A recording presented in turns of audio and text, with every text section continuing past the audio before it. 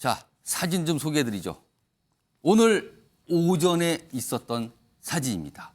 104번째 3.1절 기념식이 오늘 열렸거든요. 그리고요, 뭐 주요 인물, 윤석열 대통령 포함 그리고 각 정당의 대표를 참석하는데요. 바로 이 장면입니다. 윤석열 대통령과 이재명 대표가 악수를 하고 있습니다.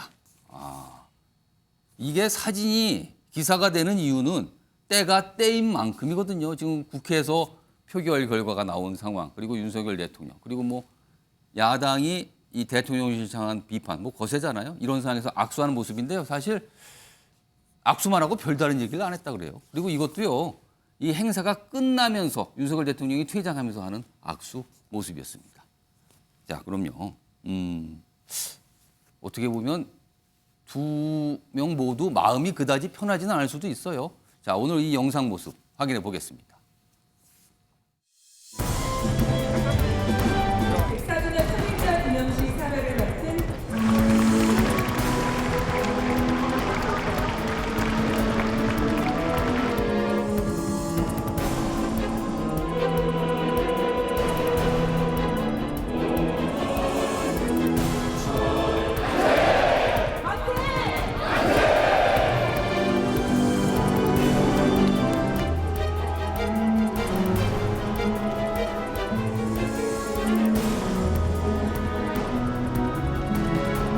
나와주세요.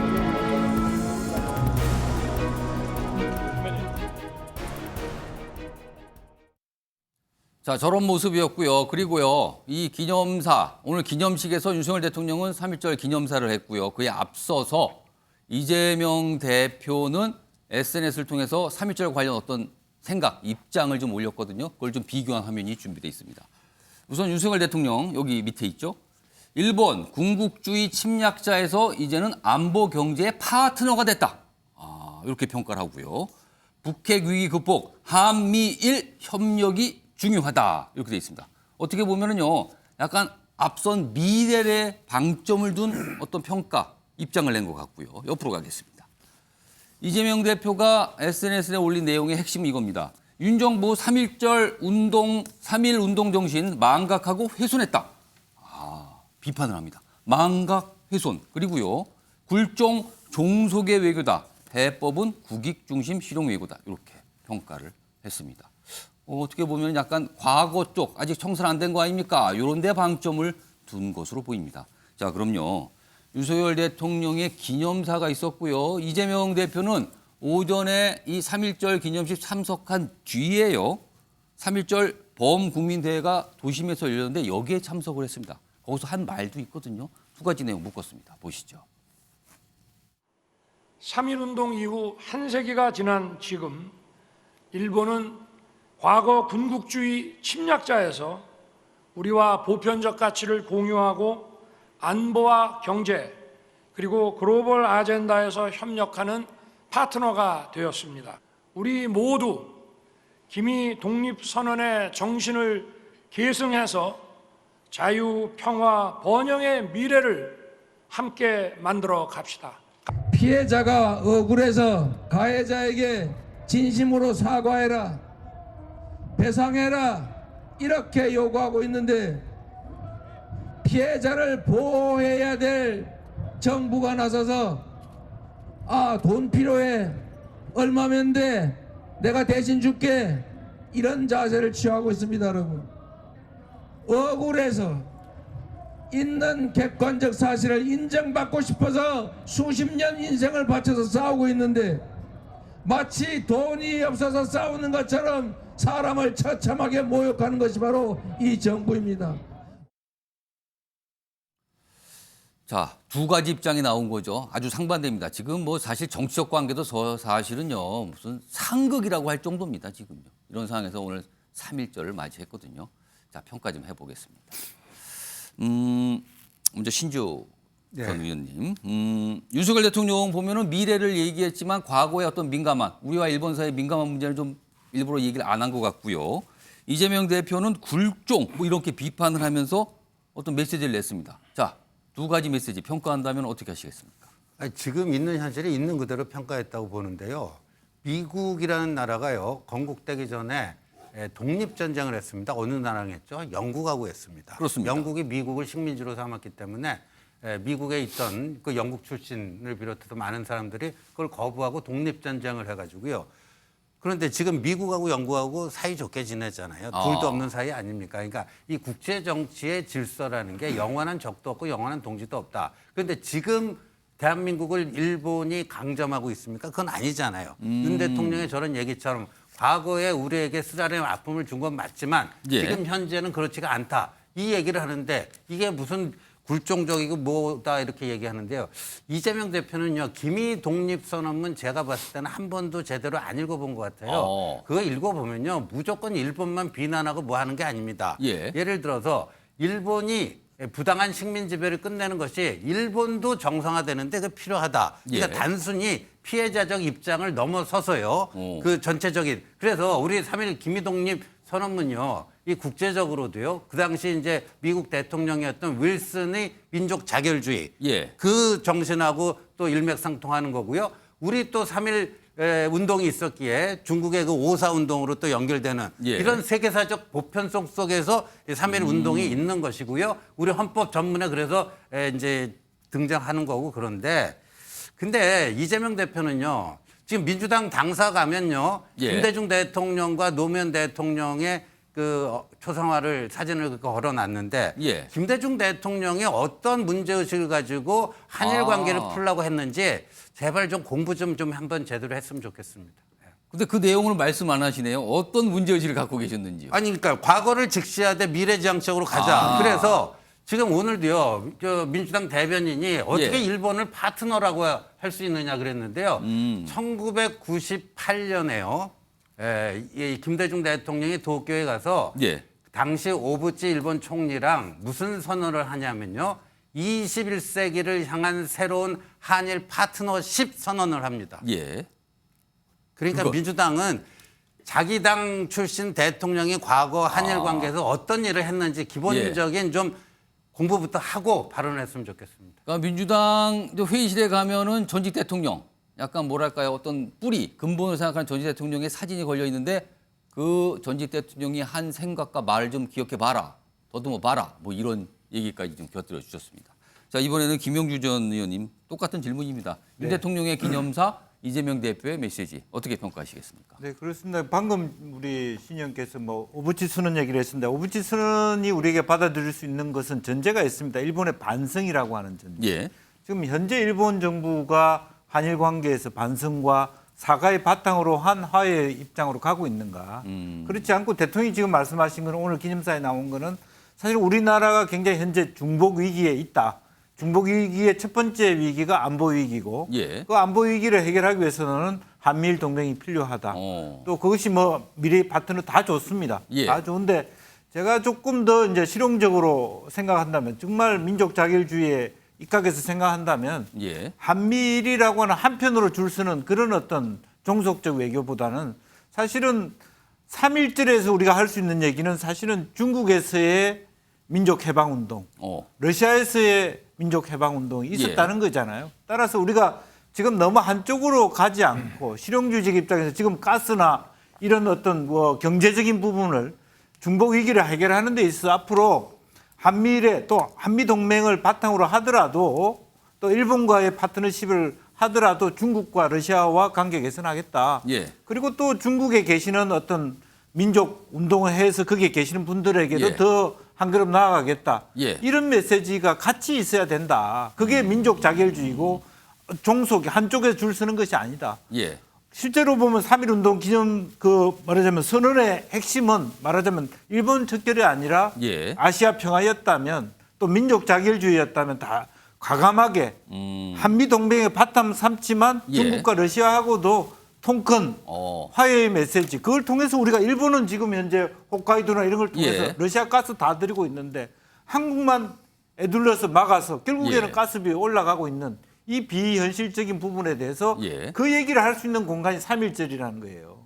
그런 면에서 사실은 철학의 빈곤, 해방전후 사회에 있어서의 자기가 생각하는 아주 한정된 예. 자유라고 하는 그 보편적 가치에 입각한 예. 그런 어떤 실용과 전혀 상관없는 이런 어떤 굴욕 굴종 외교라는 비판을 예. 당하는 그런 선언이 되고 말았다는 거예요. 지금 뭐 두 분 패널 분들의 말씀 들어보지만요. 윤석열 대통령과 이재명 대표 어떤 외교 정책, 외교 노선을 놓고 선명한 차이를 보이고 있는 거예요, 지금요. 오늘 그게 메시지와 기념사를 통해서 또 나타났습니다. 자, 이런 가운데요. 대통령실과 민주당 뭐 여러 가지 사안을 놓고 대립하는데요. 또 하나의 전선이 있죠. 이른바 천공이란 인물을 놓고서도 지금 어떻게 보면 약간 충돌, 대립, 뭐 대척 이런 상황으로 좀 있습니다. 화면을 준비했는데요. 설명해 드리죠. 앞서서 이제 관저 개입 의혹 이런 게 나왔죠. 대통령실은 뭐 강력히 부인했고요. 또 이런 상황인데 이게 또 뭐가 진행되는데 지금 CCTV 얘기가 좀 나오고 있는 상황입니다. CCTV를 경찰이 뭔가 확보를 했다. 자, 그렇다면 그 CCTV 내용을 확인해 보면 명확하게 어떤 것이 맞는 내용인지 알 수 있다. 뭐 이런 게 하나가 있고요. 옆에 가겠습니다. 자, 그리고요. 바이든 방한 개입 때 당시에 뭐가 있었는가라는 의혹 제기가 있었거든요. 이건 보도를 통해서 나온 건데 민주당은 그 보도를 인용하면서 뭔가 개입한 거 아닙니까? 그러자 대통령실은 황당무계하다. 상응한 책임 반드시 묻겠다. 강력하게 부인 반박을 하고 있는 상황입니다. 이렇게 또 전선, 천공이라는 인물을 놓고 여기 사진 있죠. 지금 뭐 대립하는 모습입니다. 이 얘기 좀 뭐 간단하게 좀 해보겠습니다. 정기랑 교수님, 지금 상황, 의혹 제기. 지금 민주당에서는 의혹 제기 어떤 걸 하고 있습니까? 그러니까 민주당이 궁금한 거는 뭡니까 지금? 그러니까 이제 궁금한 것은 한마디로 말씀드리면 예. 그동안 천공의 관저 이전 개입 의혹 예, 이런 것도 제기되었지만 아직도 그것이 분명하게 해명되지 않고 있는 상황입니다. 예, 그 속에서 이 대통령이 취임한 이후에도 예, 이른바 천공 역술인과 연락하고 보고서까지 받아왔다는 점에서 이 문제의 심각성을 제기하는 겁니다. 이게 제기된 근거가 예. 사실 언론 보도에 입각하고 있는데요. 예. 천공의 최측근으로 알려진 신모 씨입니다. 예. 신모 씨가 정법시대문화재단 이사장입니다. 예. 이 사람이 그 문화재단의 법무팀장에게 보낸 메시지에서 지난 5월 초 바이든 대통령의 방한과 관련해서 예. 허창수 그 당시에 전경련 회장과의 미팅을 건의하고 대통령께 보고서를 올릴 계획이다라고 하는 사실이 이제 밝혀진 겁니다. 그러면은 그 신모 씨라는 분이 또 다른 분에게 그런 메시지를 보냈다. 그렇죠. 이게 보낸 보도가 그 된 사실 거군요. 자체가 예. 이제 언론 보도를 통해서 알려진 겁니다. 예. 자, 그렇다면 이게 만약에 사실이라면 오. 소위 이른바 충격적일 수밖에 없는 거죠. 앞서 얘기했던 것처럼 이 취임 이후에도 예. 그동안 꾸준히 문제돼 왔던 천공과의 관련설이 여전히 지금도 이루어지고 있고 이루어졌다라고 국민들은 바라볼 수밖에 없던 상황이 된 거다. 아니 어떻게 된 게 국정 운영이라고 하는 것이 예. 역술인의 손에 의해서 논란하고 있는 거 아니냐라는 그런 의구심이 들 수밖에 없는 상황이 된 겁니다. 그런 입장을 예. 민주당이 대변한 것이고 저는 대통령실이 이것을 뭐 황당무계한 뉴스, 뭐 책임을 물을 것 예. 여기서 더 나아가서 의혹의 뿌리까지도 뽑아내겠다라고 하는 보다 적극적인 대응을 통해서 예. 이 의혹을 해소하는 것이 지금 필요하다고 보여집니다. 일단 두 가지 사안인데 이제 바이든 미국 대통령 방한 당시에 뭐 보고서 이런 얘기가 나온 거잖아요. 이거에 대해서 대통령실은 일단 황당무계하다. 그리고 이거 말도 안 되는데 책임 묻겠다 이런 입장을 냈거든요. 또 한 가지 관례가 이제 이 관저 개입이에요. 이건 이제 취임 전 상황이니까요. 근데 지금 경찰 쪽에서 이제 CCTV를 뭔가 확보했다. 그리고 천공이라는 인물 관련해서 이제 소환하는 걸 뭐 검토할 수도 있다. 뭐 이런 입장이 지금 언론 보도에 나오고 있는데 김연아 전 의원님, 이 CCTV 명확하게 확인해 보면 정확한 사실을 알 수 있는 거 아닙니까? 네, 저도 얼른 그 CCTV 내용을 확인해서 예. 이 말도 안 되는 의혹, 특히 이제 요즘 민주당이 하는 의혹은 저는 정말 좀 이상하다고 생각하는데 예. 본인 당대표에게 지금 제기되고 있는 의혹에 대해서는 아. 어떻게 그렇게 다 모른 채 하면서 이렇게 근거 없는 진짜 뭐 시중에서 돌아다니는 그런 얘기들 같은 의혹에는 이렇게 집요하게 매달리시는지 잘 모르겠고요. 저는 이번에 그 천공과 관련된 의혹 제기를 하면서 그런 기시감이 들었습니다. 예. 문서를 만들어서 대통령에게 전달을 했다. 그리고 그런 것까지 뭐 대통령이 국정을 논의한다. 이거 어서 많이 듣던 얘기 아니십니까? 박근혜 대통령이 탄핵을 받을 때 최순실 씨와 연설문을 주고받았던 것, 그 태블릿 PC가 나오면서 예. 많은 국민들의 분노를 샀고 사실은 저는 그게 탄핵을 받는 데 있어서 중요한 영향을 미쳤다고 보고 있습니다. 민주당이 한번 대통령 탄핵하는 것에 좀 맛을 들이신 것 같습니다. 예. 이렇게 의혹 제기하면 또다시 흔들 수 있다고 생각하시는 것 같은데 뭐 천공과 관련된 건 지금 대통령실은 아니다라고 얘기를 하고 있고 예. 경찰이 진실을 규명하면 됩니다. 그런데 이 집요한 의혹 제기의 그 화살을 본인 당대표에게도 한번 겨누셔서 국민들이 다 궁금해하시는 예. 대장동, 백현동, 정자동, 또 성남FC, 대북송금, 쌍방울 이 모든 것들에 대해서도 좀 철저하게 진상을 밝혀주셨으면 좋겠습니다. 김연아 전 의원님께서 이재명 대표와 관련된 의혹을 그냥 조목조목 나열하셨어요. 다 무슨 동 이름이 참 많이 나오죠. 자, 첫 번째 이슈로 3.1절과 관련해서 윤석열 대통령 그리고 이재명 민주당 대표의 모습 그리고 약간 대치 전선이 설정돼 있는 어떤 한 내기 이거 좀 소개해 드렸습니다. 첫 번째 주제였고요. 다음 이슈로 넘어갑니다. 보시죠.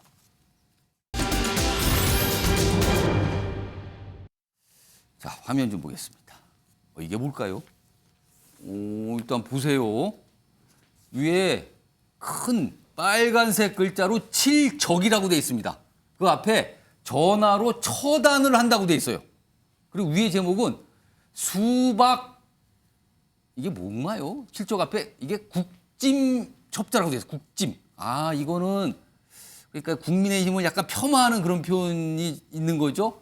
수박 국짐 첩자 7적을 처단하자 하면서 얼굴과 함께 이름을 써놨는데 요 밑에는 현역 국회의원들이 계시거든요. 그래서 약간 좀 안 보이게 뿌옇게 했어요. 이거 괜히 또 이게 또 이상할 수도 있거든요. 근데요. 여기 보면 맨 위에 2명. 문재인 전 대통령과 이낙연 전 대표가 이 7적에 포함이 된 겁니다. 이게 어떻게 된 겁니까, 지금요? 문재인 전 대통령은 민주당이 배출한 대통령 아니었습니까? 그 옆에 설명 좀 보죠. 여기 보시면 이재명 강성 지지층 문 전 대통령 포함된 수배 포스터 공유. 수배 포스터군요. 이른바 수배 포스터. 이 모습이 나타났습니다. 다음 화면 하나 더 볼까요?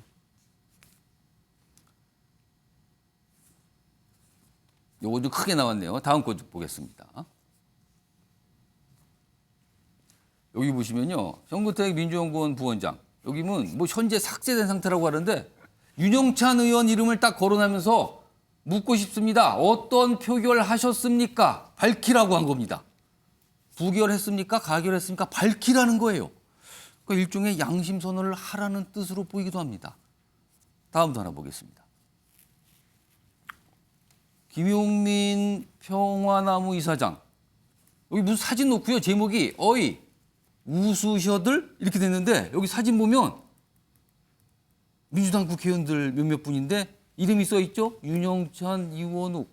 이른바 약간 비명으로 꼽히신 분들이 이게 언제인지 모르겠지만 아마도 이재명 대표에 대한 체포동의안이 부결 처리된 뒤에 국회 건물 밖에서 뭔가 이렇게 얘기하는 모습, 담배를 피는 모습 같기도 하고요. 아무튼 이렇게 얘기하는데 웃고 있다라. 이렇게 웃고 있다. 이걸 지적하면서 올렸습니다. 본인의 SNS에.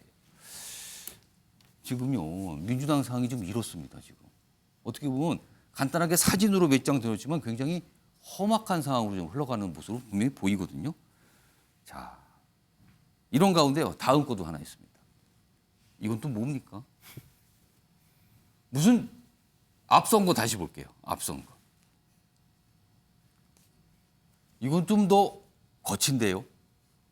지금 이게 이제 온라인 커뮤니티에 막 이런 포스터 사진들이 올라오는데 무슨 역적 다신 정치 못한다. 이건 뭐 가린 게 있는데 그건 너무나 좀 험악한 표현에서 가렸어요. 그리고 사진 좀 보세요.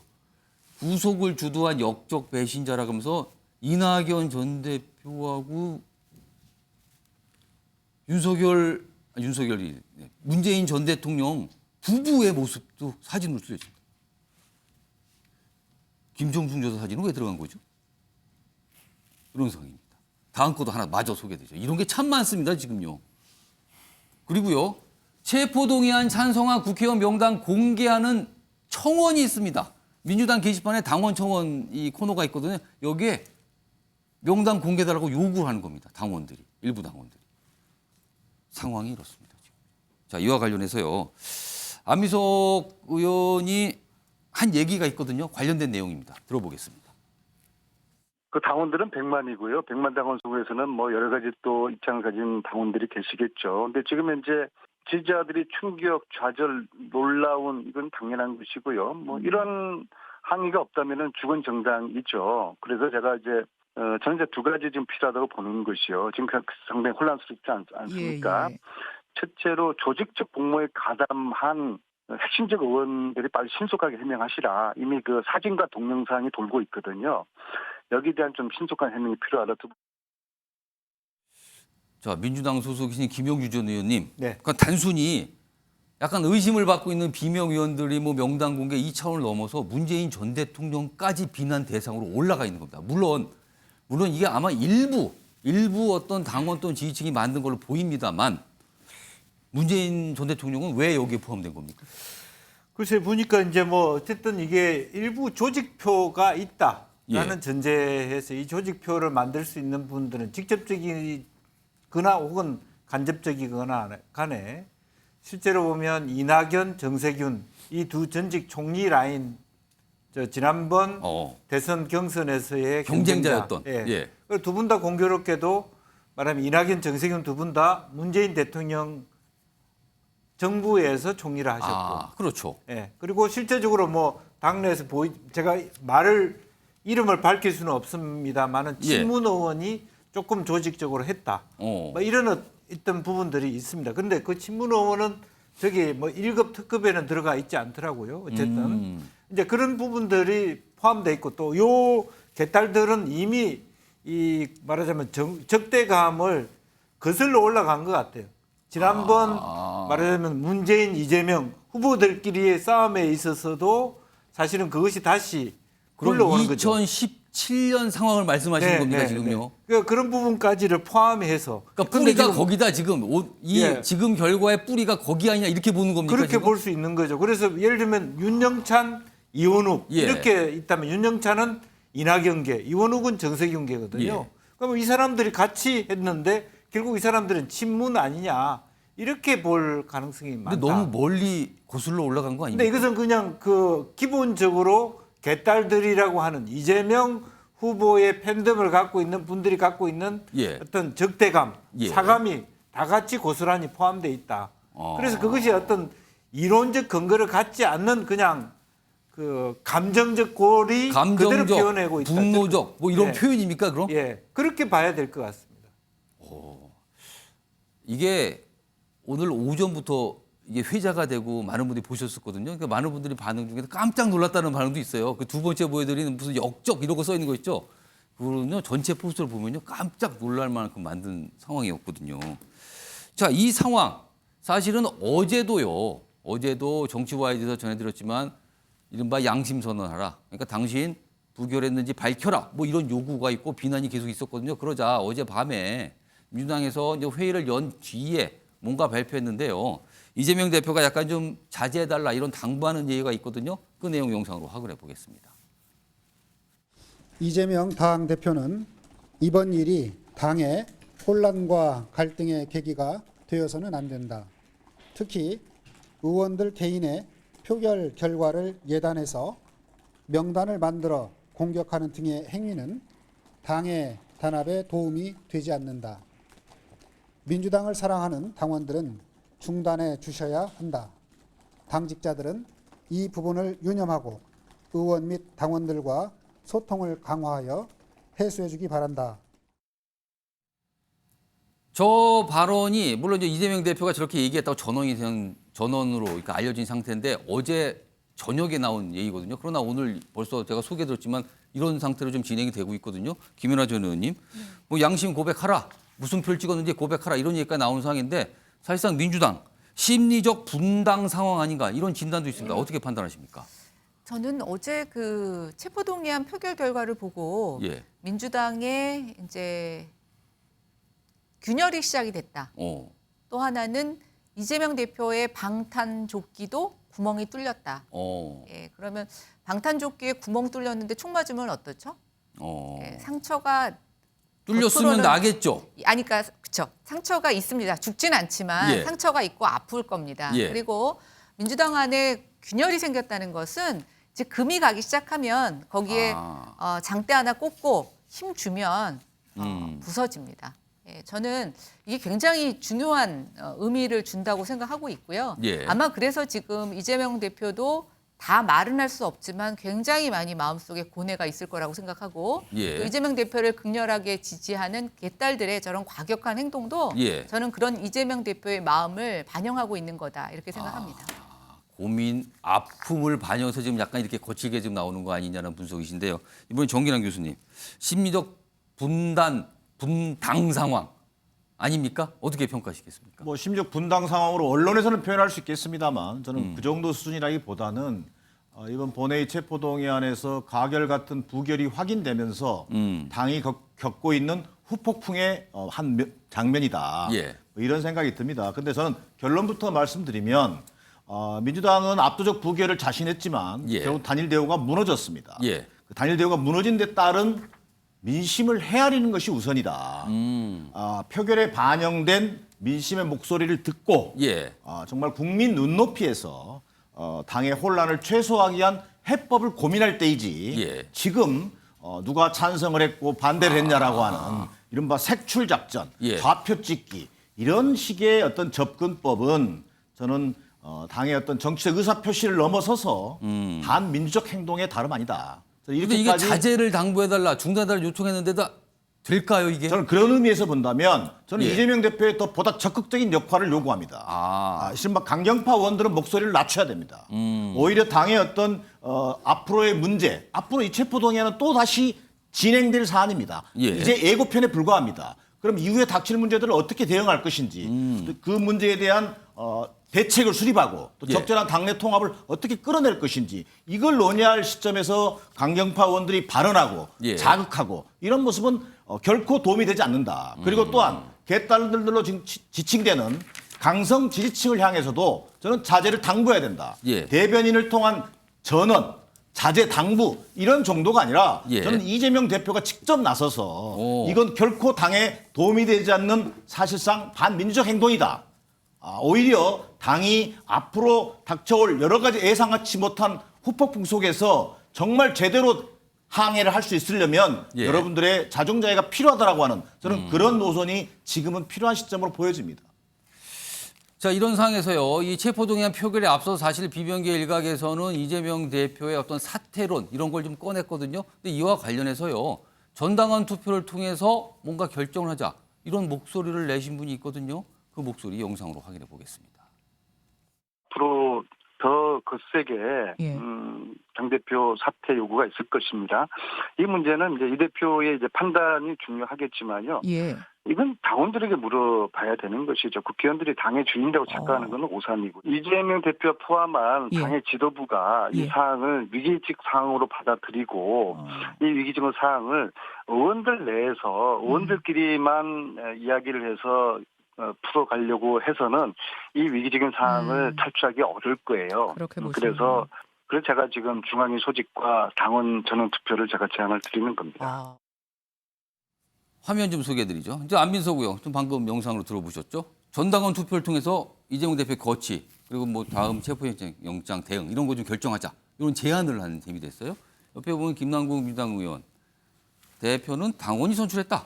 체포동의안과 사퇴를 협상하는 것은 비민주적이다. 당원이 이미 뽑은 상태 아니냐. 이걸 강조한 겁니다. 지금 상황에서. 여기 지금 김남국 의원 여기 화면 등장했잖아요. 자, 정치와이드에서요.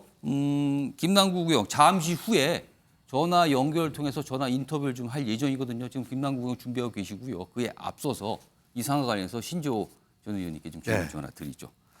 자, 안민석 의원의 제안. 뭐 좀 좁혀보면요. 이른바 사퇴 관련된, 거취 관련된 문제를 전당원 투표로 결정을 하자는 제안을 한 거예요. 근데 지금 분위기라면 전당원 투표를 해보나 마나 한들 사퇴 결정이 나오겠습니까? 지금 분위기에서? 글쎄 뭐 민주당 내부 사정을 제가 잘 모르니까요. 근데 뭐 그 지금 개딸들 뭐 그 수십만 명 된다고 하는데요. 아마도 민주당 권리당원 게시판 그 관련 소식이 나오는 거 보면 그거를 이제 그 개딸들이 주도하고 있다.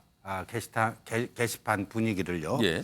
그런 거 봐서는 이제 안민석 의원의 저 얘기는 이번에 이제 의원들 선에서는 뭐가 둑이 무너진 거 아닙니까? 그러니까 마지막으로 믿을 수 있는 곳이 개딸들이 주도하는 당원들 아니겠느냐. 그 당원들을 통해서 다시 한번 재신임 받고 이렇게 그 돌파를 할 수 있다. 그런 생각을 하시는 것 같은데. 예. 그런데 저 생각에 이제 뭐 그렇게 의원총회나 그런 데서 합의가 되면 저렇게 해서 이제 재신임 절차를 갈 수도 있다라고 봐요. 근데 그것하고 저 예를 들어서 그 당원 투표를 통해서 재신임 받았다고 해서 검찰이 뭐 추가 구속영장 칠 거 안 치나요? 그거하고는 별개 아닙니까? 그건 정치적 결정이고 예. 민주당 내부의 정치적 결정이고 예. 또 다른 범죄 혐의가 있어가지고 뭐 두 번째, 세 번째 구속영장이 뭐 날라오는 것은 그건 또 그거의 논리죠. 근데 그렇게 갖고 오면은 대표직은 유지하지만 그때 체포동의안 투표에서 어떻게 될지는 또 별개 문제 아닙니까? 예. 그러니까 제가 뭐 걱정해 줄 처지는 아닙니다만 예. 저렇게 하는 게 온전한 솔루션인가 하는 생각은 드네요. 방금 전에 예고해드렸죠. 김남국 더불어민주당 의원 전화 연결이 지금 돼 있습니다. 자, 지금부터 인터뷰 좀 진행해 보겠는데요. 김남국 의원님 나와 계시죠? 네, 안녕하세요. 안산 단원을 김남국입니다. 김남국 의원님께서는 항상 보면요 안산 단원을 그 지역구 꼭 얘기하시는데 사실 김남국 의원은 지역구 활동 열심히 하시는 의원으로 정평이 나 있는데 오늘도 역시 지역구 강조를 좀 해주셨네요. 오늘도 지금 지역구에 계십니까? 네, 오늘 또 지역에 있어서 예. 스튜디오에서 인터뷰를 했어야 되는데 직접 찾아뵙지 못해서 좀 죄송합니다. 아이 괜찮습니다. 뭐 형식이 뭐 중요합니까? 내용을 질문에 잘 말씀을 해주시면 됩니다. 지금부터 제가 본격적으로 질문 좀 드리겠습니다. 우선 첫 번째 질문은요. 어제 오늘 연속적으로 언론에 나오셔서 인터뷰 좀 여러 곳 하셨는데 그중에서 가장 주목을 끌었던 내용이 지난 27일 이재명 대표에 대한 체포 동의안 표결 당시에 이탈표가 좀 생각보다 많이 나왔는데 이 이탈표가 조직적인 움직임을 통해서 나온 이탈표다. 그렇게 좀 말씀을 하셨거든요. 이렇게 확신하는 이유가 있습니까? 네, 저희가 여러 경로를 통해서 확인을 했습니다. 예. 네, 복수의 의원님들께서 뭐 적게는 한 차례, 많게는 3차례 이상까지 전화를 받았다라고 그랬고요. 또 그다음에 표결 직전에 몇몇 의원님들이 예. 오늘은 무효표가 많이 나올 것이다. 기자들 예상이 틀릴 것이다 등의 말을 했었다라고 합니다. 그런 얘기, 무효표가 많이 나올 거다 약간 예고한 듯한 이런 얘기도 들으신 겁니까? 네, 그래서 이런 이야기를 종합해 볼 때 조직적으로 무효, 기권, 가결 이런 표를 예. 뭐 직접 이렇게 몇 표 이렇게 나눴는지까지는 모르겠지만 예. 그러나 표를 결집시키는 그런 어떤 일종의 행동은 있었던 것으로 파악을 하고 있습니다. 지금 뭐 전화를 누가 했고 전화를 누가 받아서 그러니까 예를 들어서 뭐 이번에 이탈표 그래서 뭐 무효표, 기권 또는 뭐 가결 뭐 이런 표라라 이런 전화를 하셨다는 그런 말씀인데요. 뭐 구체적으로 누가 누구에게 전화를 했는지 이름을 밝히시는 어려울 것 같은데 그 전화를 하셨다는 분은 이른바 민주당 내에서 비명계로 꼽히시는 분들입니까? 제가 꼭 누구라고 말씀을 드리기는 어렵고요. 예. 아마 여러 몇몇 의원님들이 이렇게 참여했던 것으로 좀 보이기 때문에 예. 비명계다 그렇게 꼭 집어서 말하기는 어렵지만 아마 그렇게 추정하는 게 맞을 것 같습니다. 자, 또 다른 질문은요. 사실 이것도 표결 결과 나온 뒤에 참 많은 얘기 속에서 좀 나온 어떤 이런 설명 중에 하나인데요. 그러니까 이른바 민주당의 비명계 의원들이 이재명 대표에게 뭔가를 제안을 했다.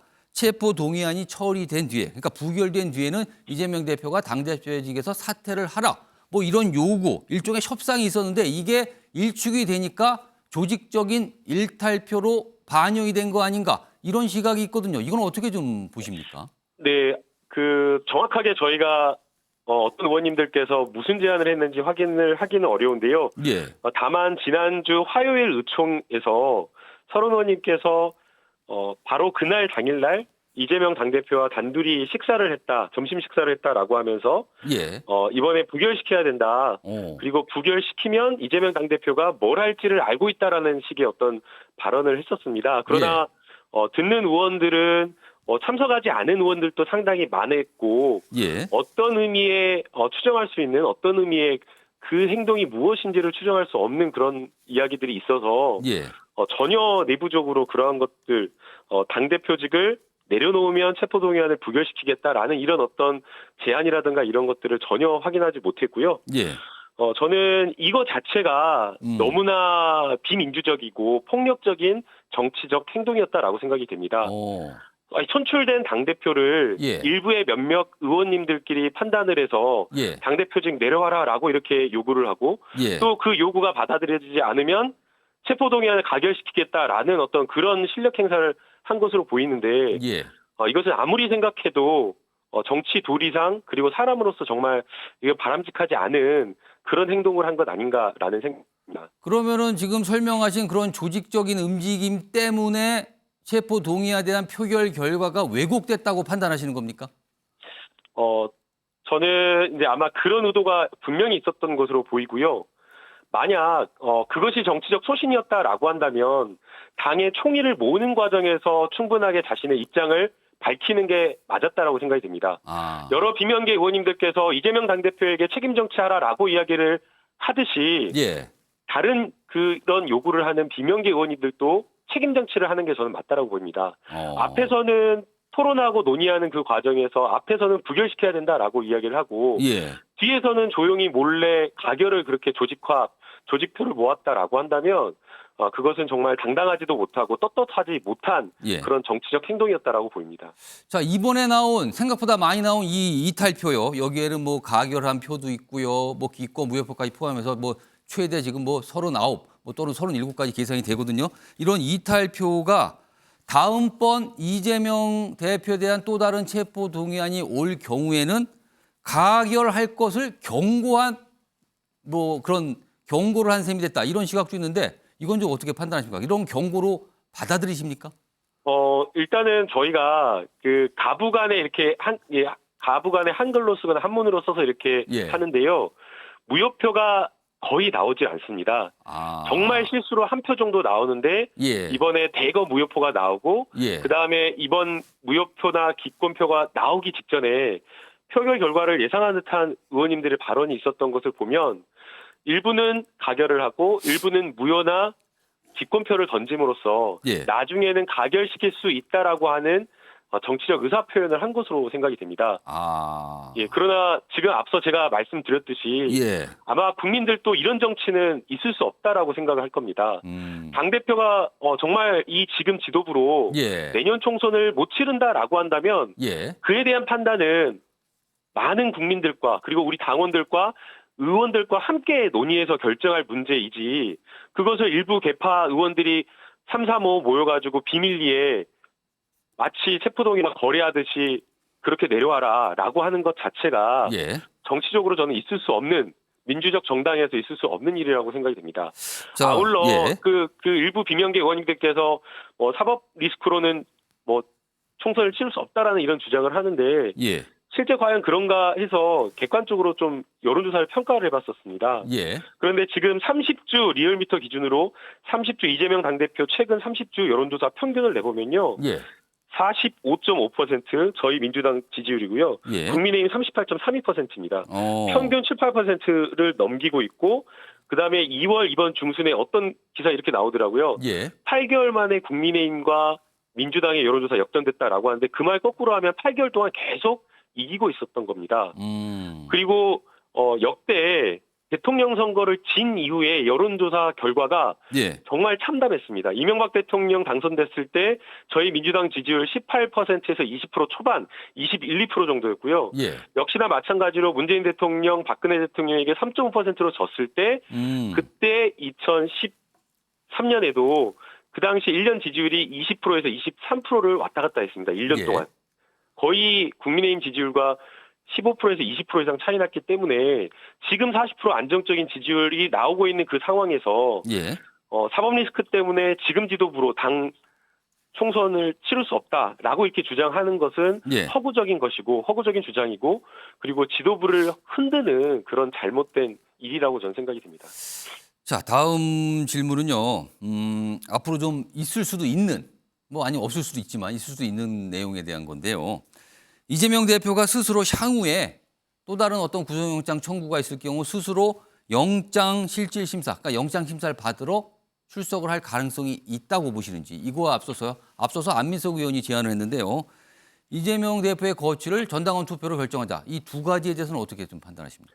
네, 첫 번째는 대표께서 영장실질심사를 받으러 갈 수 있다라고 하는 그런 행동을 취할 수도 있다라고 생각이 됩니다. 그러니까 스스로 선택할 수 있다 그렇게. 예, 그러나 이재명 당대표가 개인의 어떤 혼자의 어떤 의원 신분이 아니라 당을 이끌고 있는 지도부의 어떤 그런 상황이기 때문에 혼자서 결정할 수 있는 문제는 전혀 아니라고 생각이 됩니다.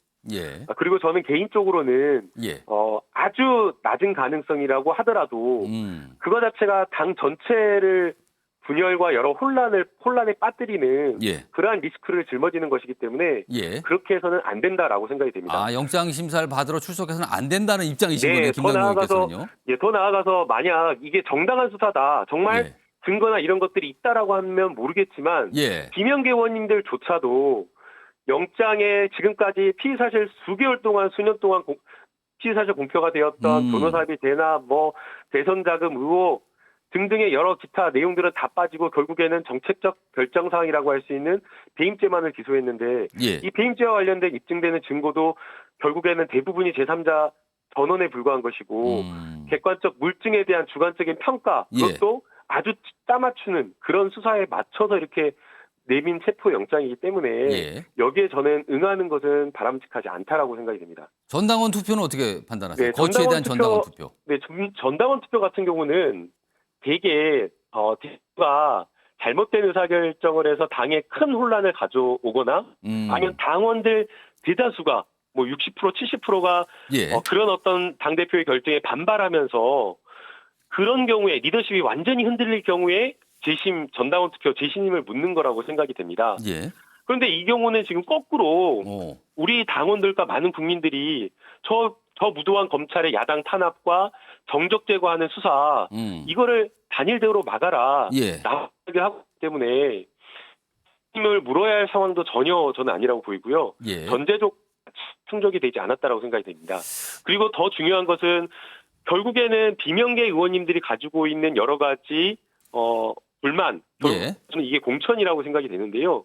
이러한 것들에 대한 것을 풀어내야지 문제가 해결이 되는데 예. 전당원 투표를 한다고 하더라도 결국에는 그 일부 이제 가결이나 무효 이런 어떤 이탈표를 던진 의원님들의 가진 어떤 문제를 해결 못하기 때문에 해결에 효과적으로 뭐 작동하는 그 방법도 아니라고 생각이 됩니다. 알겠습니다.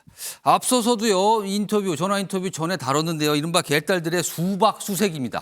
수박이라는 표현 민주당에서는 참 어떤 혐오 표현인데 등장을 했거든요. 이 수박 수색에 대해서 사실 이거를 말릴 수 있는 거는 이재명 대표밖에 없다. 그러니까 이재명 대표가 좀 더 강력한 메시지, 그러니까 중단해달라, 자제해달라는 강력한 메시지를 내야 된다. 방금 전에 정기남 교수님께서 그렇게 제안하셨거든요. 이건 어떻게 좀 판단하십니까? 엄청 많이 냈습니다. 엄청. 그러니까 이거 자체로 이제 계속 이제 일부에서 정치적으로 공격을 하고 예. 계속 이재명 대표를 여기에 대해서 책임을 묻는데 사실은 그런 어떤 그 아주 강성당원에게 제일 피해를 봤던 사람이 이재명 대표입니다. 예. 근데 그때 중진 의원님들 한 번도 그런 자제 말씀을 하지도 않았었거든요. 근데 지금 사실 그런 어떤 것에 대해서 왜 당대표만 자제 메시지를 내야 됩니까? 예. 저도 초선 의원인 저도 그렇게 하면 안 된다라고 자제 메시지 많이 냈었거든요. 예. 그 부분을 이재명 대표가 하라라고 요구할 게 아니라 예. 의원들 스스로가 한 명 한 명이 헌법기관이고 우리 당원들을 대표하는 그런 어떤 의원들이기 때문에 의원들도 충분하게 본인들도 할 수 있다라고 생각이 됩니다. 그래서 저는 이것을 막 책임을 미루면서 이미 수차례 10여 차례 이상한 이재명 당대표에게 예. 공격의 수단으로 삼아서는 저는 안 된다라고 보이고요. 예. 그다음에 저는 우리 당원들의 마음도 해야 할 필요가 있다고 생각이 됩니다. 예. 결국에 우리 당원들과 많은 국민들은 민주당과 당대표를 지켜달라. 검찰의 무도한 야당 탄압에 당당하게 일치단결해서 맞서 싸워달라는 거거든요. 지금 정권이 결국에는 민생과 국민을 챙기는 것이 아니라 예. 권력기관 장악하고 검사 밥그릇 챙기기, 측근들 자리 챙겨주기에만 혈안이 되어 있으니까 이런 정권 정말 시원하게 국민을 대신해서 비판해달라, 야당 역할을 해달라는 거거든요. 그런데 거기에 대해서 분열하고 그러니 우리 국민들과 당원들이 실망하고 분노한 거거든요. 그래서 저는 먼저 여기에 대해서 당원과 국민들의 마음을 이해하고 위로하는 게 저는 필요하다라고 보입니다. 그럼에도 민주주의라고 하는 것은 의사표시 자체가 욕설이나 뭐 힐난하고 폭력적인 이런 문자는 아무런 민주주의에 도움이 되지 않는다라고 생각이 됩니다. 특히나 지금 뭐 인터넷에 돌아다니는 막 의원들 목록을 보면요. 예. 정확하지도 않고 이탈표보다 조금 더 많은 곳들도 있더라고요. 뭐 그렇게 그래서 보입니다, 지금. 예, 그래서 이런 것들은 결국에는 선의의 피해자 의원님들에게 굉장한 상처가 되고 상실감을 주기 때문에 당의 통합을 저해한다고 보입니다. 그래서 우리 당원분들 마음을 저는 충분히 이해하지만 예. 더 당원들이 함께 갈 수 있도록 우리 당원들과 우리 예. 의원님들께서 함께 갈 수 있도록 이런 것들은 좀 자제하는 게 바람직하다라고 생각이 됩니다. 시간 제약 때문에 좀 속도를 내겠습니다. 질문이 조금 있는데요. 지금 일각에서는 지금 민주당이 심리적 분당 상태에 있다는 평가 뭐 이런 얘기 나오고 있고요. 지금 상황이 민주당 내 계파 갈등이 극에 달했다 이렇게 평가하진 않습니까? 어떻게 평가하느냐에 따라서 좀 다르다고 보이는데요. 만약 심리적 분당 상태로 갔다라고 한다면 비명계 의원님, 소위 말하는 비명계 의원님, 친명계 의원님들 사이에 대화가 전혀 안 된다거나 의사소통이 안 된다거나 이런 정도가 되어야 된다고 생각이 듭니다. 그러나 지금 보게 되면 의원님들끼리 서로 이렇게 자주 보면서 잘 이야기 나누고 예. 뭔가 이렇게 논의를 하려고 하는 그 구조가 되기 때문에 심리적 분당 상태 이거는 전혀 아니라고 생각이 듭니다. 그리고 결국에는 분열하면 국민의힘이나 지금 윤석열 정권만 좋은 거거든요. 사실 예. 이번에 결국에는 이탈표가 이렇게 나오다 보니까 내부 균열만 노출시켜가지고 공격의 빌미를 주고 지금 이런 이탈표 없었으면 이 문제로 이렇게 이야기하지 않고 정순신 가지고 이야기를 했을 거지 않습니까? 예. 그래서 국민적 봉분을 사고 있는 사실 이 정순신 변호사에 대한 문제를 다루나 정순신 변호사가 상당히 어쨌든 비판받고 제도적으로 이거를 저희가 논의해야 되는데 이런 것들에 대한 어떻게 보면 빌미를 만들어졌기 때문에 예. 이런 이탈표 자체가 정말 최악의 수였다라고 생각이 되고요. 그럼에도 불구하고 잘못된 올바르지 못한 표결이었고 올바르지 못한 정치였기 때문에 예. 다음에는 이런 일이 절대 없도록 더 당의 총의를 모으는 과정에서 의원님들끼리 허심탄회하게 속내를 꺼내놓고 이야기를 하고 중지를 모아나가는 당의 뭔가 의사결정을 모아나가는 그 과정이 저는 필요하다고 생각이 듭니다. 자, 제가 준비한 질문은 다 있고요. 오늘 패널 분도 4분 나오셨는데 그중에 한 분 정도 제가 질문 기회를 드린다고 미리 예고를 좀 했어요. 그래서 김연아 전 국민의힘 의원께서 질문하시겠다고 아까 좀 손을 드셨거든요. 그래서 김연아 전 의원님께 질문 기회 드릴게요. 김남국 의원께 질문하시죠. 네, 안녕하세요, 김 의원님. 네, 안녕하세요. 반갑습니다, 의원님. 네. 의원님은 이재명 대표가 이제 구속되지는 않지만 구속 없이 기소가 돼도 당대표직을 유지해야 된다고 생각하시나요? 그 기소와 수사에 대한 평가와 성격에 따라서 다르게 판단할 수 있다라고 생각이 됩니다. 비명계 의원님들도 체포동의안이 오기 전에 체포동의안을 보고 판단하겠다라고 하셨었거든요. 그런데 그 체포동의안을 보니까 심지어는 날카롭게 비판을 했던 조응천 의원님조차도 체포동의안이 너무 허술하다라고 이야기를 했고요. 김혜재 의원님 같은 경우도 자기는 검사를 사랑하고 검사를 존경하는데 이번에 체포동의안은 너무 말도 안 된다라고 하면서 만약 자신이 검사장이었다라고 한다면 이 체포동의안 구속영장 청구 못하게 했을 것이다라고 이렇게 이야기를 했습니다.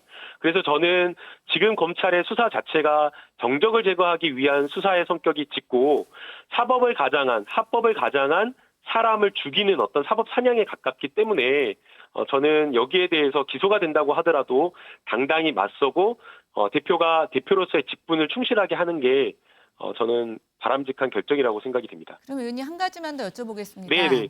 의원님 말씀대로 체포동의안이 굉장히 허술한데 왜 이번에 민주당에서 이탈표가 노웅래 의원 때보다 더 많이 나왔죠? 그 이유는 뭘까요? 네, 의원님 아까 저희가 앞서 이야기를 좀 했던 앵커 질문 중에 포함이 되었었는데요. 몇몇의 의원님들께서 체포동의안을 부결시킬 테니까 부결시키면 당대표직을 내려놔라라는 것을 제안을 했던 것으로 보입니다.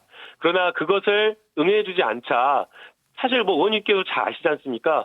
일부 몇 명 의원이 대표 마음에 안 든다고 해가지고 내려와라라고 한다 해서 대표가 마음대로 네 알겠습니다. 그럼 그렇게 하는 게 맞지요? 이게 불가능하지 않습니까? 말도 안 되는 주장이고요.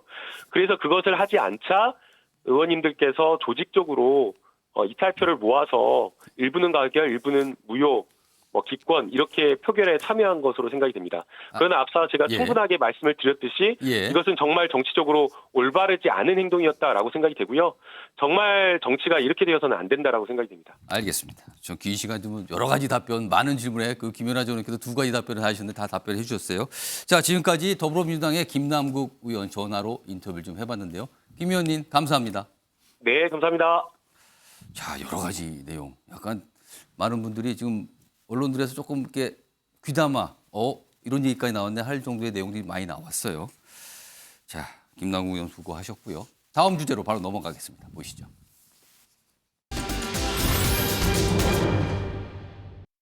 화면 보겠습니다. 여기 화면 보시면요. 3가지 사진이 등장합니다. 3가지. 첫 번째 보면은 작년이군요. 보궐선거 당시에 출마를 했죠. 여러 가지 논란 끝에 뭐 텃밭 출마다 뭐 이런 얘기 나왔는데 출마했습니다. 이게 첫 번째 모습이 있고요. 그다음에 곧 이어서 전당대회 출마해서 당대표가 됩니다. 그래서 요 2가지를 갖다 이재명 대표의 이재명의 마이웨이다. 첫 번째 마이웨이, 2번째 마이웨이. 자, 지금은 또 다른 마이웨이인가? 뭐 이런 평가도 있어요. 지금 체포동의안이 부결됐지만 굉장히 약간 충격적인 이탈표가 나온 거거든요. 그런 상태에서 여진 속에서 민생 행보를 계속하는 모습을 보이고 있는 상황. 이것도 또 다른 마이웨이가 아닌가. 뭐 이렇게 지금 되고 있습니다. 이재명 대표가 무슨 속낼지 요거 좀 짐작이 되는지 모르겠는데 신조 전 의원님께서 뭐 정치권 항상 예리하게 잘 보고 계시니까 지금 마지막 사진에 지금 이재명 대표 무슨 생각을 지금 하고 있을까요? 이제 본인도 충격은 받았겠죠. 안 받았다면 그건 좀 불감증에 걸린 거고요. 상당히 그 밤잠도 제대로 못 자고 그랬을 텐데, 근데 이제 저럴 때 평정심을 저렇게 유지하는 거는 좀 필요한 일이고요. 예. 그런데 저 보니까 제 유행가 가사가 생각이 나요. 마치 아무 일도 없던 것처럼. 마치 아무 일도 없던 것처럼 행동하고 있거든요. 예. 그러니까 나는 뭐 불의의 일격을 당했지만 나는 나의 길을 가련다. 예. 나는 나의 길을 가련다. 그 선언이라고 봅니다. 역시 마이웨이다 이렇게 보시는 것 같네요. 자, 이런 가운데요. 사실 정치권에서 그러니까 민주당에서 이 친명계와 비명계가 항상 대립하고 뭔가를 할 때 뭐 사퇴 얘기도 나오고요. 무슨 뭐 심사 받으라는 얘기도 하고 그때마다 나오는 게 이재명 대표가 민주당에서 빠지면 대안이 있습니까? 이런 얘기를 친명계 의원들 참 많이 하십니다. 이와 관련해서요. 제3자라고 할 수 있는데요. 조정훈 의원. 민주당 소속이 아니죠. 제3자죠. 한 말이 있습니다. 언론 인터뷰에서. 들어보겠습니다. 김부겸 전 총리 얘기도 나오고 김동연 경기지사 얘기도 나오는데요. 어떻게 보세요? 그 두 이름에 대해서 직접적으로 거론하기는 다른 당의 의원으로서 적절하진 않은 것 같고요. 네네. 그 둘로 총선 치르면 무난히 질 거라고 생각합니다. 경기도지사의 경우는 뭐 리더십을 맡을 수 있는 법적인 위치에 있지 않고요. 네네. 김부겸 전 총리 개인적으로 훌륭하신 분이라고 생각합니다. 다만 총선은 혁신 경쟁이지 않습니까? 결국은 강단이 있는 사람이 필요하지. 자, 네 분께 지금 앞에 OX 팻말 좀 나눠드렸거든요. 질문을 드릴게요. 지금 민주당 내에서 이재명 대표를 대체할 만한 인물이 있다. 있으면 O, 없으면 X를 앞에 꽂아주세요. 네 분 모두 꽂아주세요. 지금 보면요. 있다가 3분이고요. 없다가 딱 1분이었어요. 지금 있다는 신지호 전 의원님, 그다음에 김용재 의원님은 있다 하셨고요. 정기남 교수님도 있다 하셨고, 김연아 전 의원께서는 없다고 하셨어요. 그러면요. 제가 OX 각각 1분씩 일단 먼저 김연아 전 의원님 아까 많이 하셨으니까 정기남 교수님께 먼저 발언을 들어볼게요. 정 교수님 일단 대안이 있다라고 보셨어요. 있다 없다 참 답하기 어렵습니다. 근데 궁금한 건 있다고 하셨는데 그럼 누구냐가 또 궁금한 거예요. 구체적인 인물을 거명하는 것보다는 예. 어떤 언론적인 입장을 얘기할 수밖에 없습니다. 저는 앞서 이재명 대표의 지금 자료 화면에도 나왔습니다만 예. 지난 대선 패배, 소위 0.73%포인트 차이의 패배 이후에 보여진 젖잘싸라는 어떤 행보. 그다음에 또 이어지는 보궐선거 출마, 예. 당대표 출마, 예. 이런 일련의 마이웨이라고 볼 수 있는 행보 속에서 과연 이 민주당에는 이 반성과 성찰이라고 하는 것이 자리 잡지 못한 그런 어떤 측면이 있습니다. 그 속에서 또 이재명 대표에 대한 사법 리스크가 제기되면서 지금 오늘 이 시점에서 예. 체포동의안 부결에서 보여졌습니다만 동의안 그 표결 과정에서도 보여졌습니다만 예. 이미 민주당의 단일 대우는 무너졌습니다. 그게 가장 큰 원인은 저는 야당 대표로 있는 이재명 대표의 도덕적 권위와 예. 훼손된 저는 신뢰라고 보여집니다. 자, 그러면 다른 대안이 있느냐 없느냐의 문제로 갈 것이 아니라 저는 그것이 이낙연이든 뭐 정세균이든 예. 김부겸이든 김동연이든 이게 중요한 건 아니다. 오히려 지금 이런 당의 혼란 속에서 당의 반성과 민주당 내에 반성과 성찰을 조직화해낼 수 있는 리더가 만들어져야 된다. 만들어져야 된다. 저는 만들어질 수밖에 없다라는 게 제 생각입니다. 그리고 또한 그걸 통해서 예. 내년 총선을 앞두고 유능한 야당, 169석의 야당이 유능한 야당으로 거듭나는 과정 속에서 리더는 자연스럽게 태동할 수밖에 없다라고 하는 것이 제 판단입니다. 그리고 자, 남아있는 예. 과제 하나만 말씀드리면요. 예. 1년에 이런 과정을 염두에 둘 때 예. 지금 이재명 대표에게 남아있는 것은 지금 민주당이 당대표의 이런 사법 리스크 또는 방탄 프레임에서 벗어나지 못하는 상황에서는 예. 어떠한 민생 행보도 국민들에게 울림을 주기는 저는 어렵다고 보는 입장입니다.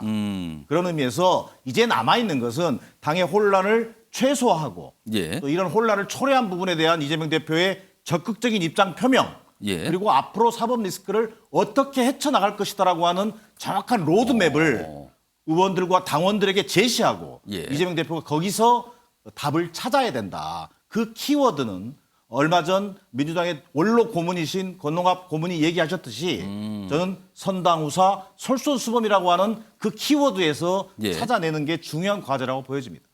자, 이번에 김연아 의원께서는 X니까 이재명 대표를 대체할 대안인물이 지금 민주당에 없다라고 판단하신 거예요. 이유는 뭡니까?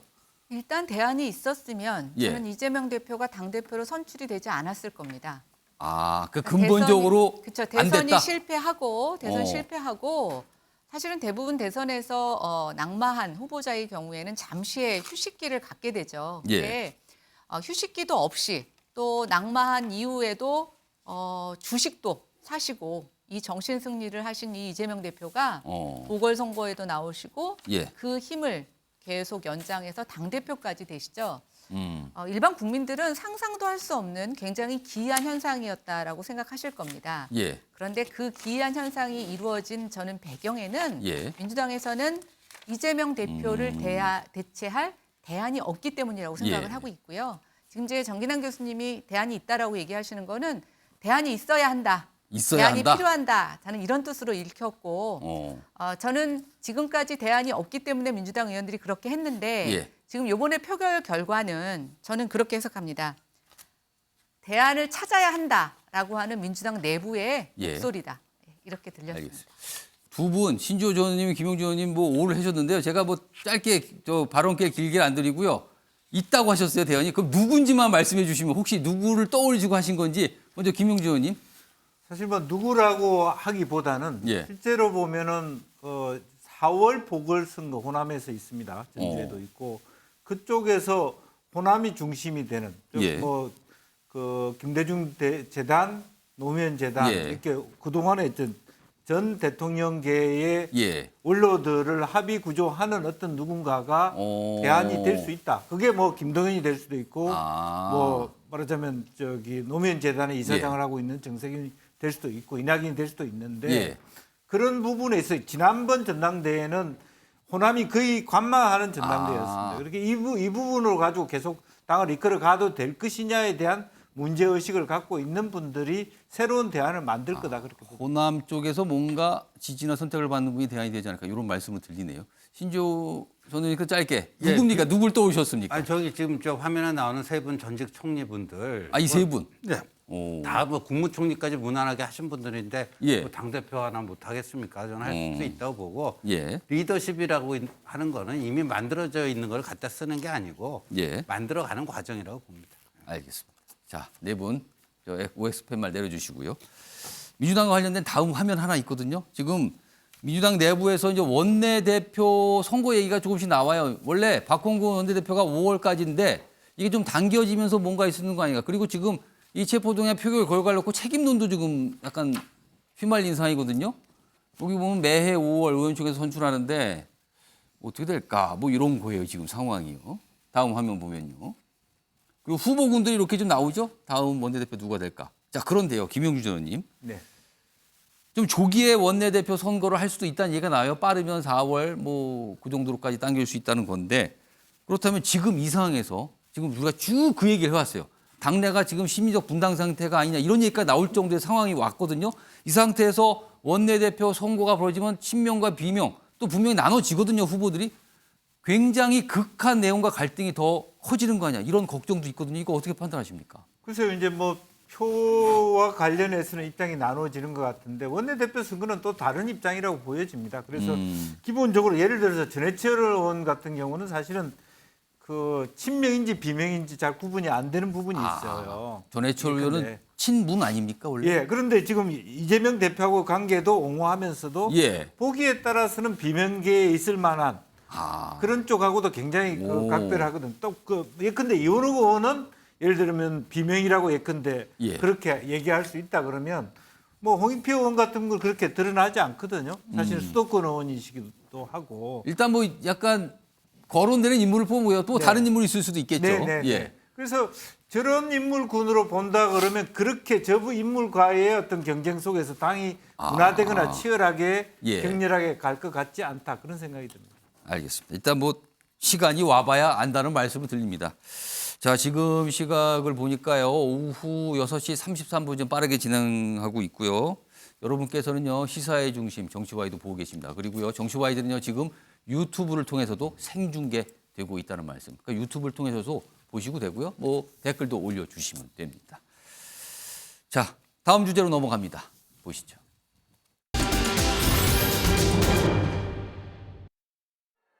근거 없는 가짜뉴스 비방으로 일관하는 흑색선전 민주당 주장 앵무새처럼 따라하는 분들 이제 그 허무맹랑한 궤변은 좀 그만하시고 그 시간에 민주당하고 이재명하고 맞닥뜨려서 좀 싸워주셨으면 좋겠습니다. 대선 과정에서 최일선에서 앞장서서 이재명 민주당 규탄하다가 제가 고소고발 7번 당했습니다. 이재명 체포동의안 부결되고 이재명이 거리를 활보하고 있는데 절대 용납할 수 없습니다. 그런데 그렇게 하려면 어떻게 해야 됩니까? 우리가 똘똘 뭉쳐야 됩니다. 우리가 하나가 돼야 되는 겁니다. 자, 여기 보시면요. 뭐 영상도 봤지만 이게 좀 정리해 드릴게요. 여기 보면 어제도 그렇고 오늘도 그렇고 이제 많은 얘기들 후보들이 그러니까 국민의힘 당대표 후보들 4명이 굉장히 치열하게 경쟁을 벌이나는데 공통점이 있습니다. 여기 보시면 민주당 이재명 대표 얘기를 빠지지 않고 합니다. 분위기가 분이라는 거죠. 지금 분위기가. 여기 보면 김기현 후보는 민주당 뭐 합리적 뭐 인사표용 뭐 약간 널어놨다 이런 얘기. 그다음에 아래로 가면 천하람 후보 민주당 못할 때 우리가 민생 대해야 된다. 그러니까 민주당보다 잘해야 되는 거 아닙니까? 이쪽으로 갑니다. 안철수 후보 이재명 없는 총선 도덕성 강해야 승선한다. 우리가 도덕성 갖추는 거 저 아닙니까? 뭐 이런 걸 강조하고 있어요. 그리고요. 아래 황교안 후보는요. 김기현 대표되면 이재명처럼 제2의 이재명 아니야. 이렇게 또. 그러니까 지금 민주당 이재명 얘기를 하면서 일종의 약간 이재명 민주당 우리가 걱정하고 모르고 일종의 공포 마케팅 같기도 합니다. 이렇게 좀 경쟁. 제가 방송 시작할 때 그렇죠. 후보들이 지금 안간힘을 쓰고 있다고 약간 그런 모습을 보이기도 합니다. 자, 이런 가운데요. 다음 화면으로 또 하나 더 보겠습니다. 이 TK, 어제 TK 일정들이 다 있었거든요. 합동 연설회가 있었는데 여기 보면 우선 김기현 후보하고 나경원 전 의원이 이렇게 손을 맞잡고 뭐 이런 얘기예요. 여러분, 나경원 대표 좋아하시죠? 뭐 우리 나경원 대표 뭐 이렇게 해서 막 띄우는 분위기를 했습니다. 이런 얘기가 있는데 뭔가 같이 간다 이걸 강조한 것 같죠? 이 사안과 관련돼서요. 평가까지 담은 영상이 있습니다. 들어보시죠. 제가 다녀보니까 대구 경북에는 나경원 빼면 아무것도 안 돼요. 때로는 큰 일을 위해서, 대를 위해서, 때로는 본인의 여러 가지 이익이나 본인의 계산이나 혹은 본인의 그런 판단들을 다 뒤로 유보하시면서 그야말로 선거고사 하시는 분이다. 오늘 이 자리에 나경원 전 대표님 오셨는데 여러분 좋아하시죠? 우리 나경원 전 대표님 힘내시라고 한번 박수 한번 주십시오. 그러니까 이게 사실은 이거 학폭 2차 가해, 3차 가해랑 뭐가 다릅니까? 그렇게 집단적으로 괴롭힐 때는 언제고 이제 와가지고 아직 이용 가치가 남았으니까 다시 한번 뽑아먹겠다.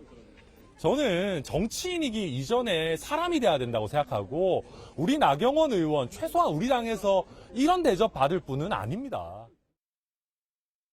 김기현 후보는 나경원 지금 잠깐 언급은 하셨습니다만 나경원 전 의원, 윤상현 뭐 이렇게 하면서 굳히기 전략으로 가는 것 같은데 사실 뭐 나경원 후보가 과연 정말 진심으로 그렇게 이기기를 바라서 연대를 했는가 그렇지 않지 않습니까?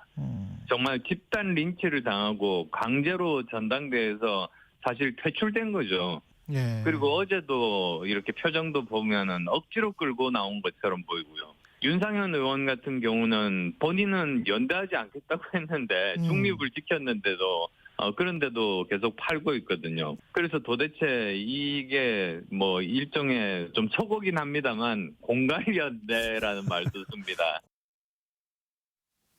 그러니까 김기현 후보가 나경원 전 의원과 같이 뭐 손을 맞잡고 뒤께도 이런 모습을 보인 것에 대한 평가, 다른 경쟁 후보들이 굉장히 어떻게 보면 내혹한 평가를 내렸죠. 자, 정기랑 교수님, 나경원은 왜 손을 잡은 걸까? 김기현 후보. 그러니까 대세몰이에 포획된 나경원 의원. 뭐 포획이요? 이렇게밖에 설명할 수 없습니다.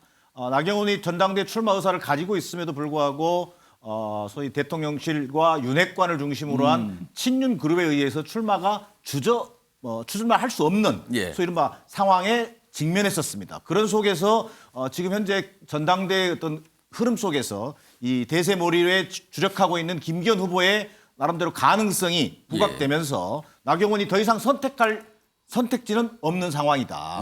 지금에 와서 전당대 출마를 못했지만 비지지로 돌아갈 수 있는 입장도 아닌 것이고 비윤 반윤의 입장에 갈 수도 없는 상황에서 내년 총선 공천을 생각한다면 우선은 따뜻한 안방에 내 역할을 차지하는 것이 가장 급선무였을 걸로 보여집니다. 그런 의미에서 저는 이런 상황에서 지금 이번 전당대회에서 어떻게 보면 마지막 돌풍을 일으키고 있는 천하람 후보가 여기에 대해서 아니 도대체 전당대회 출마는 주저앉히면서 이제 와서는 김나연대를 외치는 것이 사실상 학폭 2차 가해 아니냐라고 이렇게 다부지게 몰아세우는 모습들이 오히려 저는 하나의 좀 눈에 띄는 그런 입장이었고 안철수 후보 같은 경우는 뭔가 좀 보다 분명한 자기 정체성을 드러내야 되는데 아직은 좀 시간이 늦은 느낌이 좀 강하게 들었습니다. 안철수 후보 전당대 일주일 남았는데 아직도 시간이 늦으면 어떻게 되는 겁니까 지금요? 아무튼 처음 해봤던 김기현, 나경원 이렇게 두 손을 맞잡은 장면 다시 한번 사진 좀 불러오죠. 신조 전 의원님이 이 사진 좀 보시면서 어떤 생각 드십니까? 근데 저 뭐 학폭 가해 뭐 2차, 3차 그런데 저거는 정치판을 좀 아는 사람이면 그런 얘기 못 하는데 왜냐하면 정치라는 게 또 서로 경쟁자일 때는 얼굴 붉히고 뭐 하다가 한 사람이 뭐 중간에 사정이 있어도 그만두게 되면은 또 다시 또 손잡고 하는 것이 정치판에서 우리가 일반적으로 볼 수 있는 그거 아닙니까? 민주당 쪽에는 뭐 그런 현상이 없나요? 늘 뭐 정치판의 비일비재한 현상인데 그거 가지고 뭐 논평하는 건 별로 의미가 없는 것 같고요. 제가 좀 안타깝게 생각하는 것은 그 집권 여당의 전당대회인데 제대로 된 비전과 정책 논쟁이 없어요. 그냥 네거티브 투성이에 이 전대 끝나고 나면 결국 남는 게 뭐 김기현 울산 땅이 어떻고 뭐 누가 무슨 과거에 무슨 글을 쓴 게 어떻고 이런 거 말고는 남는 게 없는 것 같아요. 그래서 참으로 그게 안타깝고 그야말로 함량 미달의 저질 경쟁을 펼치고 있다. 그런 생각이 듭니다. 혹시 그러니까 함량 미달의 대상이 저질 경쟁이라는데 혹시 거기다 후보 얘기를 하시더라 마신 거 아니에요? 아니 그러니까 지금 전체적인 어떤 특정 후보에 타서 하는 걸 떠나서 전체적인 총평 함량 미달 경쟁이다. 이런 말씀이십니다. 다음은 이 안철수 후보가 오늘 무슨 입장을 좀 본인의 SNS에 올렸어요. 근데 이게 가만히 보면은 뭔가 그리고 나는 모욕을 당했다 뭐 이런 느낌이 드는 글을 길게 썼는데 그중에 이런 대목이 있습니다. 대통령실 비대위 성관이 모두 공정하지 않다고 느끼는 것은 저만의 피해 의식인가? 약간 애둘러 얘기했어요. 애둘러서 공정하지 않다가 아니라 저만 그렇게 느끼는 겁니까? 이렇게 얘기를 합니다. 요 얘기가 있어요. 다음 보겠습니다. 또 있습니다. 대통령실의 부당한 개입에 맞서지 않은 이유를 또 밝혀요. 왜 본인이 질문을 많이 받는데 왜 잠잠한가? 이유가 두 가지예요. 첫째는 당원들이 대통령, 대표 간 갈등하는 거 이거 걱정한다. 또 다른 이유는 당 내부는 안 된다고 판단해서 이러다. 그러니까 싸우기 싫다 이 뜻이거든요. 그러나 나는 모욕감을 느껴서 약간 이런 분위기입니다. 지금요. 김연아 전 의원님. 그러니까 모욕적이었지만 참는다 이 뜻입니까 지금요? 뭐 그런 걸로 이해는 됩니다만 예. 근데 나는 싸울 생각이 없다라고 하면 저런 얘기는 지금 하실 게 아니죠. 아, 또 늦었습니까? 아니죠. 그러니까 싸울 생각이 없다면 예. 저거는 전당대회가 끝나고 나서 아. 이제 좀 과거를 되돌아보면서 그때 내가 좀 서운했었다. 그리고 공정하지 않다고 지금 생각했다. 그러면 지금 왜 이 얘기를 꺼낸 겁니까? 그러니까요. 저는 좀 그게 말이 앞뒤가 안 맞는 것 같아요. 나는 아. 대통령의 어떤 그 뜻을 거스르고 싶지 않다. 예. 당 안에서의 또 내분이나 이런 것들을 일으키고 싶지 않다. 그러나 사실은 그런 것들을 야기할 수 있는 얘기들을 지금 군데군데 내놓고 계셔서 이제 안철수 후보의 지금 가장 큰 지지율에 좀 약세를 보이는 이유 자체는 메시지의 선명성이 없이 굉장히 양비론을 피고 있는 것. 그렇게 느껴지게 발언하시는 것이 지금 가장 큰 문제인 것 같고요. 오히려 좀 다른 방향에서 명확한 메시지를 보이고 있는 천하람 후보가 지금 이제 약진을 하면서 오히려 이제 안철수 후보의 지지율을 조금 가져가는 모습을 보이는 것이 이런 이제 메시지의 모호성 예. 때문이라고 생각이 됩니다. 다음 최신 지지율 조사 뭐 계속 나오죠. 뭐 나온 것도 하나 소개해 드릴게요. 이게 가장 최신에 나온 건데 국민 지지층 대상입니다. 뭐 RN서치 조사인데요. 김기현 후보가 42.1, 뭐 크게 앞서요. 그리고 안철수 후보가 27.5, 천하람 14.7, 황교안 10.4 이렇게 돼 있어요. 이런 상황입니다. 다음 보겠습니다. 여기 다른 곳인데요. 뭐 조원 씨나 뭐 비슷한 추세 이렇게 보이는데 차이가 좀 납니다. 혹시 김영주 의원님, 안철수 의원이 이런 지지율 차이가 많이 나는 거 점점 벌어지는 거 이런 걸 의식해서 뭔가 승부수를 던지기 아까 그런 입장 아닌가 이렇게 해석도 되는데 어떻게 보십니까? 저런 얘기가 승부수가 될까요? 사실은 방금 저는 김연아 의원 말씀에 전적으로 동의를 하고요. 차라리 저런 얘기를 할 바에 감수하고 저런 얘기를 안 하는 게 낫습니다. 차라리 안 하는 게 낫다? 예. 저것에 비해서 그냥 투정 부리는 아이 같은 느낌밖에 없잖아요. 이제 와서 왜 저런 얘기를 꺼낼까? 예. 처음부터 그러면 닥치고 그냥 나 이런 경선 못 하겠다라고 그냥 가버리는 게 차라리 낫지. 그러면 나는 이런 불공정 때문에 졌어. 그런 얘기밖에 더 되겠어요? 결과적으로. 그런 부분은 아예 저는 전략적으로 아예 저런 말씀을 차라리 안 하는 게 낫고요. 그래서 저는 저 얘기를 들으면서 왜 안철수 후보가 가다가 잘 안 되는가 그런 해답이 왜 통 크게 그런 말씀을 지향을 하고 자기 비전을 크고 그래 좋다. 김기현 문제가 있지만 한번 다투보자. 역량 평가를 하자. 뭐 이렇게 얘기를 하는 것이 훨씬 전략상으로 좋지 않겠나 그런 생각. 알겠습니다. 오늘 뭐 후보들 쭉 있는데요. 다른 후보들 많은 일정들 소화하는데 오늘 황교안 후보는 기자회견을 자청해서 오늘 했거든요. 그 내용 어떤 얘기를 하고 싶어 기자회견을 오늘 휴일인데 자청을 했는지 그 내용 좀 압축돼서 묻겠습니다. 보시죠. 김기현 후보가 당대표가 되면 울산 땅 문제를 총선 카드로 쓰려는 것이 저들의 전략입니다. 그 후폭풍을 어떻게 감당을 하겠습니까? 당대표가 되기 전에는 그래도 이제 막고 관심을 좀 돌릴 수가 있었지만 이제 당대표가 된다는 것은 차원이 전혀 다른 의미의 얘기가 아니겠습니까? 그런데 그런 큰 허물 가지고 출발을 한다면 우리 당이 어떻게 정상적으로 가겠습니까? 오늘도 역시 울산 땅 얘기를 했군요. 그래서 김기현 후보에 대한 약간 비판하는 그 얘기를 기자회견에서 저렇게 해서 영상으로 남아 있습니다. 자, 여당상 짚어봤고요. 다음 주제 넘어갑니다. 보시죠.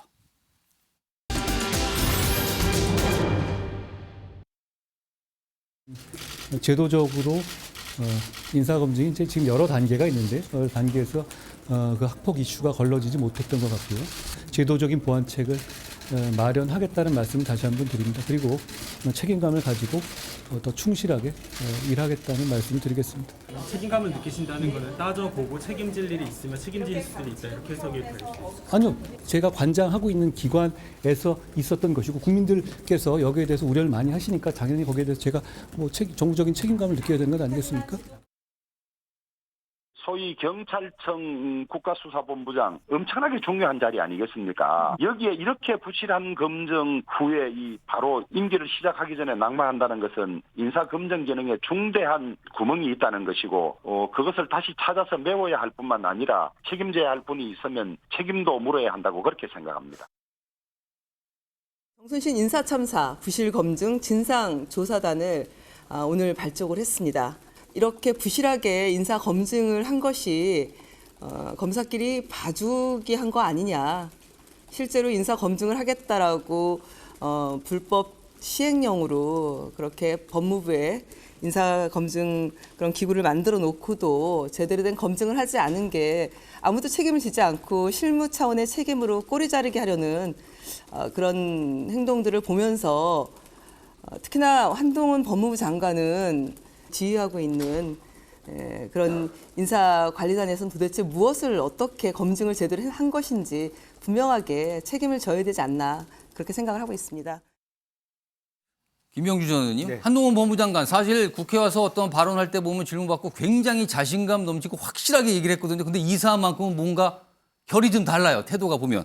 자, 그리고 지금 보면 누구도 책임이 없다. 그럼 결국에는 그냥 정순신 전 국가수사본부장만 책임 있는 거 아니냐. 뭐 이렇게 되는 것 같아요. 이거 어떻게 판단하십니까? 그렇습니다. 그동안에 뭐 민주당에 대한 답변으로는 굉장히 차고 넘치다 정도로 생기발랄하게 그렇게 얘기한 데 비해서 지금 이 발언조차는 본인이 뭐 정무적 책임감이란 말은 그렇죠. 하지만 정무적 책임이라는 표현을 썼어요. 사실은 실질적으로 책임지겠다는 얘기는 하나도 안 하고 자신감 있는 얘기는 안 합니다. 그리고 또 하나는 본인이 이런 어떤 질문서에 왔을 때 행정소송이라는 부분을 답변 안 하면 우리도 어떻게 할 수가 없다. 그렇다면 왜 그런 그 검증 시스템을 법무부 안에 갖고 갔습니까? 그런 부분들이 저는 앞뒤가 안 맞다고 생각하고요. 제도적인 보완을 한다 그러면 사실은 실제적으로 보면 교육부하고 예컨대 뭐 행안부라든지 이런 사법부라든지 이런 제도적 개선을 통해서 확실하게 검증을 하겠다 그런 건데 더 큰 핵심은 이런 거죠. 어쨌든 대통령이 낙점한 사람에 대해서 한동훈 장관이 어떤 시스템 검증을 못하고 있다. 이게 이번에 적나라하게 드러났다고 봅니다. 예. 앞으로도 이 일은 계속 될 수밖에 없다. 저는 그렇게 생각합니다. 신조 전 의원님, 앞서서 중간에 영상에 섞여 있었어요. 주호영 국민의힘 원내대표가 책임론, 이거 책임 추궁해야 된다 이런 취지의 설명을 계속했거든요. 자, 자칫 대통령실이 조금 그러면 책임을 누가 할 것인가 뭐 장관이냐 총장이 뭐 이렇게 되거든요. 그러면은 대통령실이 좀 불편해하거나 또 당내 약간 줄이라고 할 수 있는 친윤 의원들이 또 주호영 원내대표에 대해서 뭔가 비판적인 입장을 낼 가능성 이거 어떻게 보십니까? 뭐 그렇게까지는 좀 보지 않고요. 책임을 진다는 거는요. 누가 검증에 실패했는가.